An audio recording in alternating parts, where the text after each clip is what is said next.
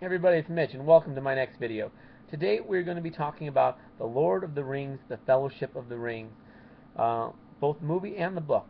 This video is all about the differences between the two. Now, there's going to be some spoilers from both the movies and the book in this, so if you don't want that, you might want to watch and read both. Although, you know, if you haven't, um, well, the book's a lot better, and I'm just going to try and explain why in this video. That's part of the intent of it. So, if you've seen the movies and but haven't read the books, you know, if you're not a huge hater of spoilers, watch this. This might make you want to read the books. Anyways, let's get started with it. So, some of the differences. Most notably, how it starts off. Um, the whole prologue at the beginning of the movie just isn't there in the book. Not there. That's stuff you find out later on. Um, a lot of it you find out in Rivendell. That's actually where you find out the majority of it.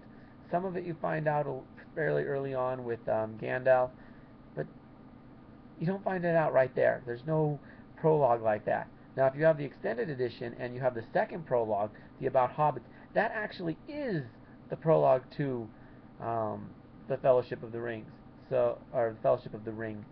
So, yeah, that really is the true prologue. So they did a pretty good job with that. But the whole extra one, it wasn't bad, but it definitely was not in the book. And it could have done without it, to be honest. You didn't need to know that right away. Um, Moving on. Now, once you get going in to the book and to the movie, you first realize that, well, it's fairly normal. Everything's about the same with the whole Bilbo's birthday. Not a whole lot of changes in that. A bit more detail in the book than there was in the movie, but there was quite a lot in the movie too. So that much was pretty accurate.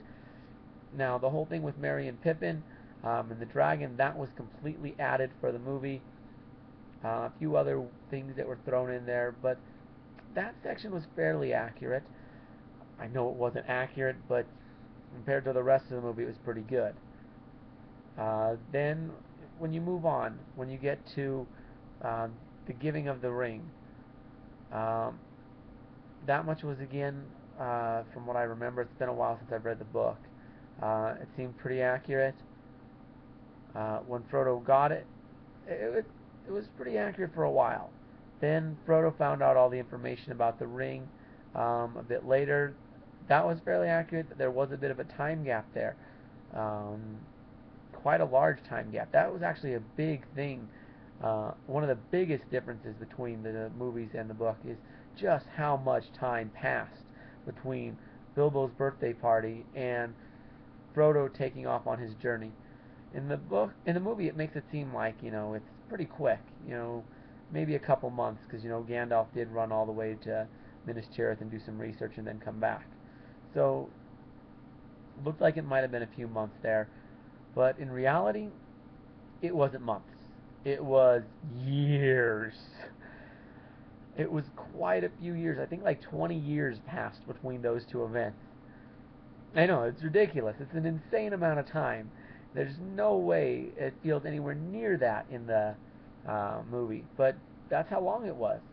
Because not only did Gandalf have to go and deliver that, but even once he found out what the ring was, Frodo still said, you know what, let's give it a few more years. I'll wait till um, my birthday, because Frodo and Bilbo happened to have the same birthday. That was just something cool that they both liked. And he wanted to wait till um, his birthday that was the same day that Bilbo set out on his adventure. He wanted to be the exact same age Bilbo was when he set out. So he was waiting for that, which was a several year gap, like 7 to 9 years, something like that. I don't remember the exact amount of time, but he waited several years after finding out that the ring was the ring of forged by Sauron before actually heading out. Um, in addition, once the whole thing with Gandalf, you don't even actually learn what happened to Gandalf till much, much later. So that's kind of an interesting thing. Um, in addition, when Frodo does finally decide to leave, because he's been talking about it for a while, one, he sold Bag End. He sold it to the Sackville Bagginses. Uh, and he bought a place over in the Buckland with the help of Mary. And so that happened, and basically he moved to that house. And it was actually on the day that he moved to that house, which, from moving to that house, he was planning on setting on the adventure right away anyways. That's why he moved. But he was moving to the house, and that's when the ring wraiths showed up. It happened to be that same day, which major coincidence given the fact that there was, like a 20-year period where they could have shown up. They happened to pick the one day that he decides to set out. Yeah, that's a little crazy. So that's what happens there. Mary and Pippin weren't around for a little while. Sam was around from the beginning. That much was pretty accurate. Mary didn't show up till later, but Pippin showed up. He showed up, I think, right at the beginning, almost around the same time Sam did. And then the whole scene where the ring wraiths catch up to him and all that. Mary wasn't there for that. He wasn't. And they actually ran to the river. And when they got to the river, it was a crossing, and they were kind of scared of what was going on. But it turned out it was Mary that was at the river, and they got a ride with him across the river to escape the ring wraiths. So, that's where they met Mary in the book, which so much more tension built up. Just a much better, uh, just a much better way to do it. So then once they get across the river, um, well, uh, there's more stuff. You're not just suddenly in Bree like you are in the movie. So much more happens. Then they go to his house in the Buckland, because that's what's on the other side of the river is the Buckland, which is still part of the Shire. It's just not part of Hobbiton, which are two different things. Hobbiton is a smaller part of the Shire. It's the bulk of the Shire, but it's not all of the Shire. Anyway, so they're in the Buckland, where the Brandy Bucks live, and Mary is fairly high up in the whole Brandy Buck bunch, or clan, or however they call it. I can't remember what word they use, but anyways, they get there. They get to Frodo's new house, and there is their other friend, which isn't even mentioned in the movies. They call him Fatty. Yeah, that's the name of their other Hobbit buddy, Fatty, and they meet up with him there, and they stay the night in his house there and come up with a plan. Then the next day, everybody except for Fatty heads off, while Fatty stays in. He stays there and keeps guard on things, pretends like they're still there. They're trying to do this in secret, so it's Fatty's job to act like Frodo and Sam and Mary and Pippin are still in the Shire when in reality they left. Also, Fatty was too much of a coward to go. So anyways, they head off, and they head off into the old forest just outside of the Shire. Actually, technically, it's part of the Shire. Anyways, they go into it, and I mean, this whole section wasn't even in the movie. This is book-only stuff. And there's this whole adventure with Tom Bombadil. A couple of the hobbits almost die. You realize this Tom Bombadil's he's a really cool guy, really interesting. You learn all sorts of stuff about him and all the trees and this forest.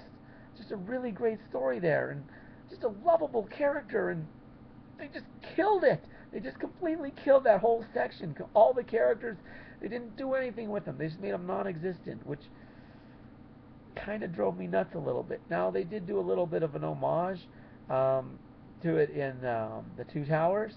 I'll do that in another video. But yeah.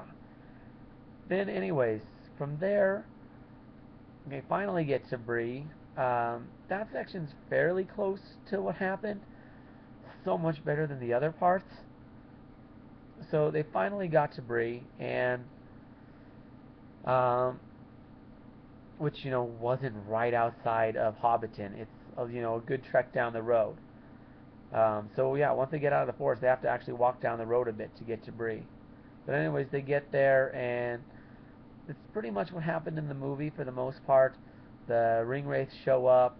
Um, Strider actually does save them. So that much is pretty legit on what happened. Um, except for the whole thing with Gandalf. He was supposed to show up, didn't, because they were supposed to meet him at the Prancing Pony and Bree, but Gandalf wasn't there. They were a little surprised when the tavern keeper said he hadn't seen him.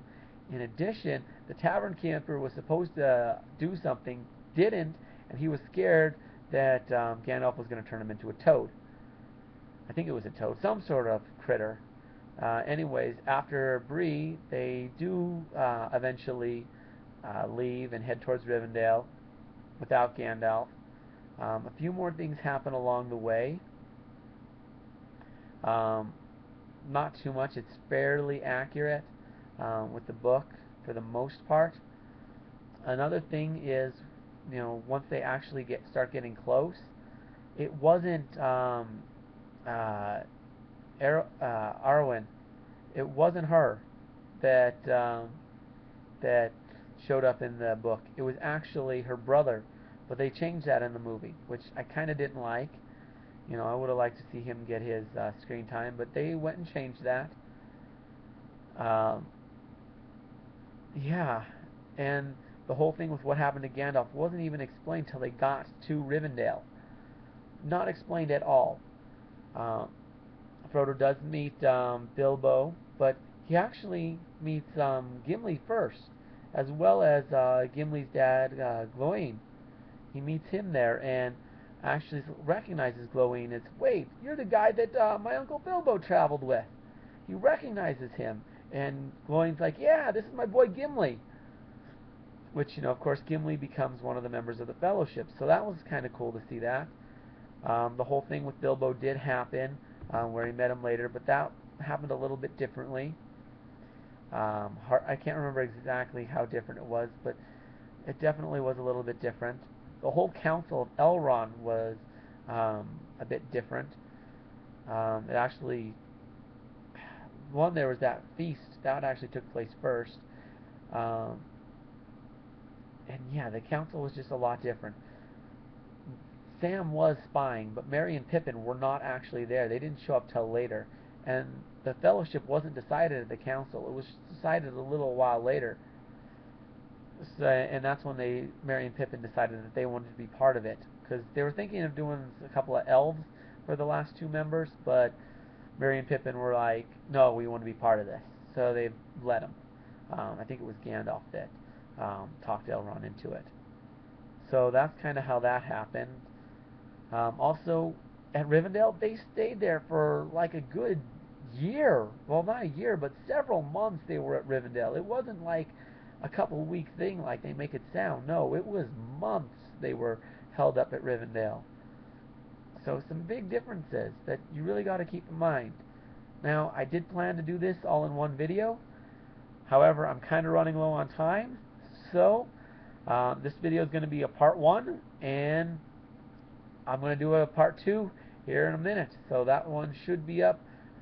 Pretty much everyone will see the part two when they see this, because it's going to be done like in a couple minutes. Anyways, please like the video if you liked this video so far. Subscribe to the channel for more awesome videos. And comment. I want to hear what you think about, this half of the video. So pretty much everything between what do you think of basically book one, how they did that? Uh, and so yeah. Anyways, I'm Mitch. I'll be seeing you.